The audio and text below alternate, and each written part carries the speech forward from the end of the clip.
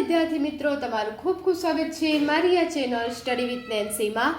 જો હજી સુધી તમે મારી આ ચેનલને સબસ્ક્રાઇબ ના કરી હોય તો જલ્દીથી સબસ્ક્રાઇબ કરજો। આજે આપણે પ્રકરણ નંબર 9 પરિમિતિ અને ક્ષેત્રફળમાં સ્વાધ્યાય 9.2 નો પ્રશ્ન નંબર 5 જોઈશું। તો અહીંયા જુઓ, પ્રશ્ન નંબર 5 આપેલો છે કે 4 સેન્ટીમીટર ત્રિજ્યાવાળા વર્તુળાકાર કાગળમાં 3 સેન્ટીમીટર ત્રિજ્યાવાળો વર્તુળાકાર કાગળ દૂર કરવામાં આવે છે। બાકીના કાગળનું ક્ષેત્રફળ શોધો। કે અહીંયા જે આપણને 4 જે વર્તુળા કાગળ આપેલો છે કે એક 4 સેન્ટીમીટરનો કાગળ છે, એમાંથી 3 સેન્ટીમીટર ત્રિજ્યાવાળો વર્તુળાકાર કાગળ દૂર કરી દેવામાં આવે છે। કે 4 સેન્ટીમીટરનો આખો અહીંથીના કેન્દ્ર આ કાગળ છે એની ત્રિજ્યા કેટલી હતી? 4 સેન્ટીમીટર હતી આની ત્રિજ્યા। હવે એમાંથી જ્યાં 3 સેન્ટીમીટર ત્રિજ્યાવાળો આટલો કાગળ છે એ શું કરી લીધો? કાપી લીધો, દૂર કરી દીધો। એટલે જે હવે બાકીનું કાગળ છે તેનું ક્ષેત્રફળ શોધો। તો આ જે બાકીનું કાગળ છે કે આ જે બાકીનો વૈધો છે ભાગ આ છે કલર કરેલો મેં છાयांકિત કર્યો છે જે ભાગ, એ આપણે એનું ક્ષેત્રફળ શોધવાનું છે। તો આ દાખલામાં આપણને જે પાઈ છે એ પાઈની કિંમત કેટલી લેવાની છે? 3.14 લેવાની છે। આપણને રકમમાં આપેલું છે કે પાઈની કિંમત કેટલી લેવાની એમ। જો ના આપ્યું હોય તો 22/7 લેવાની, પણ જો આપ્યું હોય કે 3.14 લો તો 3.14 લેવાની। એટલે આજે 4 સેન્ટીમીટરનો કાગળ હતો, એમાંથી શું 3 સેન્ટીમીટરનો કાગળ કાઢી નાખ્યો। એટલે આપણે શોધવાનું શું રહેશે કે આખું પહેલા 4 સેન્ટીમીટરનું કાગળનું આપણે શું શોધવાનું? ક્ષેત્રફળ શોધવાનું, અને પછી 3 સેન્ટીમીટરના કાગળનું ક્ષેત્રફળ શોધવાનું, અને પછી જે 4 સેન્ટીમીટર એમાંથી આપણે 4 સેન્ટીમીટર વાળામાંથી 3 નું બાદ કરવાનું। એટલે એ છે ત્રિજ્યા છે। એટલે અહીંયા જે મોટા વર્તુળની ત્રિજ્યા છે એને આપણે શું? મોટા આર વડે, એટલે કે પહેલી ABCD ના આર વડે દર્શાવશું। એટલે કેટલા થશે? 4 સેન્ટીમીટર। અને જે સ્મોલ આર છે, જે બીજી નાનું વર્તુળ છે એને આપણે સ્મોલ આર વડે એટલે 3 સેન્ટીમીટર દર્શાવશું। એટલે આ બે વર્તુળની અલગ અલગ ત્રિજ્યા છે, એટલે આર આપણે અલગ અલગ લઈશું। એટલે મોટા વર્તુળમાં મોટો આર લઈશું અને નાના વર્તુળમાં સ્મોલ આર લઈશું। તો હવે જુઓ, અહીંયા આપણને પહેલું આપેલું છે, પહેલા મોટા વર્તુળનું ક્ષેત્રફળ શોધીએ તો મોટા વર્તુળનું ક્ષેત્રફળ બરાબર મોટા વર્તુળનું ક્ષેત્રફળ બરાબર, તો ક્ષેત્રફળનું સૂત્ર શું છે કે પાઈ આર નો વર્ગ। એટલે પાઈ કેટલા લેવાના? 3.14, એટલે 3.14 ગુણ્યા આર નો વર્ગ, એટલે આર કેટલા છે? સોરી, અહીંયા આપણે મોટો આર લખીશું કે આ આર મોટું વર્તુળ છે તો મોટા વર્તુળની ત્રિજ્યા કઈ હતી? આ હતી। એટલે એમાં આપણે મોટો આર લખશું, એટલે 3.14 ગુણ્યા જે બિગ આર છે તો બિગ આર નો વર્ગ કેટલો થશે? 4, એટલે 4 નો વર્ગ। હવે એટલે 3.14 ગુણ્યા 4 નો વર્ગ છે, એટલે 4 બે વાર, એટલે 4 ગુણ્યા 4, સીધા 4 ગુણ્યા 4 લખ દે તો પણ ચાલે। એટલે 3.14 ગુણ્યા 4 ગુણ્યા 4 તો ચોકે ચોકે 16, 3.14 ગુણ્યા 16। હવે આને આપણે 16 સાથે ગુણાકાર કરવો છે તો પહેલા શું કરશું કે આ પોઈન્ટને ધ્યાનમાં નહીં લેવાના, એમ જ 314 ગુણ્યા 16 કરી દેવાના। એટલે આપણે 314 ગુણ્યા 16 કરીએ, એટલે અહીંયા છે એક દશકના સ્થાને છે એટલે 0 મૂકવાનો, 4 એકુ 4, 1 એકુ 1, 3 એકુ 3।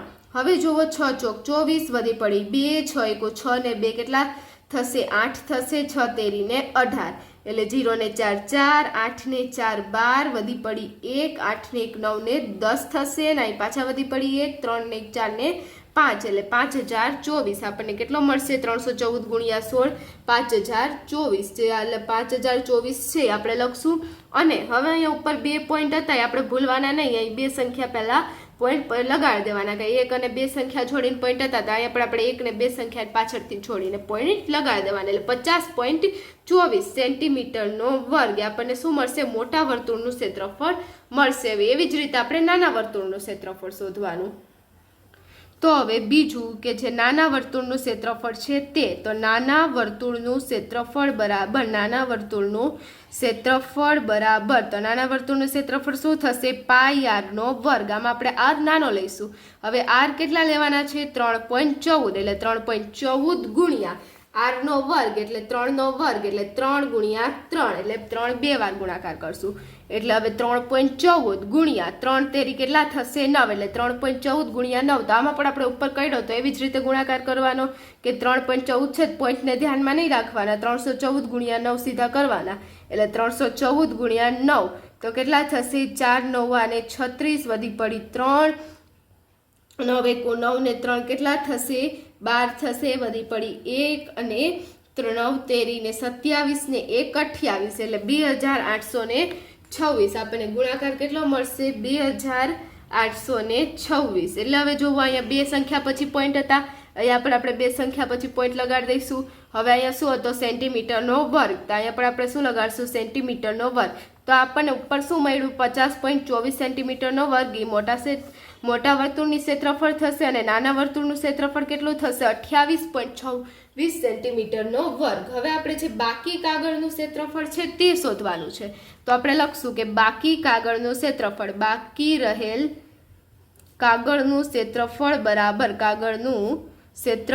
બરાબર તો એનું ક્ષેત્રફળ શું કરશું કે જે મોટા વર્તુળ છે તો તે મોટા વર્તુળનું ક્ષેત્રફળ ઓછા નાના વર્તુળનું ક્ષેત્રફળ. તમે આખું લખજો, મેં ખાલી ટૂંકમાં લખ્યું છે કે જે મોટું વર્તુળ છે એનું ક્ષેત્રફળ અને નાનું વર્તુળ એનું ક્ષેત્રફળ. તો મોટા વર્તુળનું ક્ષેત્રફળ શું હતું કે 50.24 ઓછા નાના વર્તુળનું ક્ષેત્રફળ કેટલું થયું હતું? 28.26. એટલે કે જે આ 50.24 છે એમાંથી આપણે શું બાદ કરશું? 28.26. એની આપણે બાદ બાકી કરશું. એટલે મોટું જે આપણે પહેલાં 4 સેન્ટીમીટરનું શોધ્યું અને પછી કેટલાનું શોધ્યું? 3 સેન્ટીમીટરનું શોધ્યું. એટલે હવે આપણે જે બાકી વધેલું છે કે આ જે 4 સેન્ટીમીટરનું હતું એમાંથી આ 3 સેન્ટીમીટરનું બાદ કરી દીધું. એટલે જે બાકી વધ્યું છે એનું આપણે શોધવાનું છે.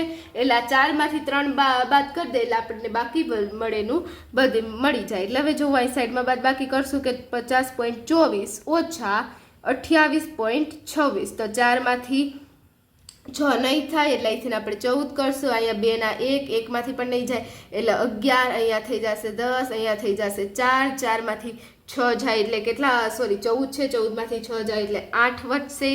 હવે જોવો 11માંથી 2 જાય તો 11માંથી 2 જશે એટલે કેટલા વધશે? 9. અહીં 10 નહીં આવે, કેટલા આવશે? 9 આવશે. અહીંથી આપણે 11 લીધા તો અહીંથી કેટલા આવે? 9 આવે. એટલે 9માંથી 8 જાય એટલે કેટલા વધશે? 1 વધશે. એટલે હવે 4માંથી 2 જાય એટલે કેટલા વધશે? 2 વધશે. એટલે આપણો બાદબાકીનો જવાબ કેટલો આવશે? 21.98. એટલે અહીંયા આપણે 50.24માંથી 28.26 બાદ થાય એટલે કેટલા વધે? 21.98. હવે સેન્ટીમીટરનો વર્ગ હતો તો અહીંયા પણ આપણે સેન્ટીમીટરનો વર્ગ લગાડીશું. એટલે કે જે બાકી રહેલ કાગળનું ક્ષેત્રફળ છે એ કેટલું થશે? 21.98 સેન્ટીમીટરનો વર્ગ. એટલે અહીંયા આપણને પૂછ્યું હતું કે બાકીના કાગળનું ક્ષેત્રફળ શોધો. તો આપણે અહીંયા અંતે આપણે લખી દઈશું કે બાકીના કાગળનું ક્ષેત્રફળ કેટલું થશે? 21.98 સેન્ટીમીટરનો વર્ગ થશે. તો અહીંયા જોવો આપણને બાકી રહેલ કાગળનો ક્ષેત્રફળ મળી ગયું કેટલું? 21.98. ને અહીં આપણો જે દાખલો હતો તે પૂર્ણ થાય છે. જે 9.2નો 5મો દાખલો હતો તે પૂર્ણ થાય છે. જો તમને વિડીયો પસંદ આવ્યો હોય તો લાઈક શેર સબસ્ક્રાઈબ કરજો. જો હજી સુધી તમે મારી આ ચેનલને સબસ્ક્રાઈબ ના કરી હોય તો જલ્દીથી સબસ્ક્રાઈબ કરજો, જેથી તમને મારા બધા જ વિડીયો સૌની પહેલાં મળી રહે. Thanks for watching.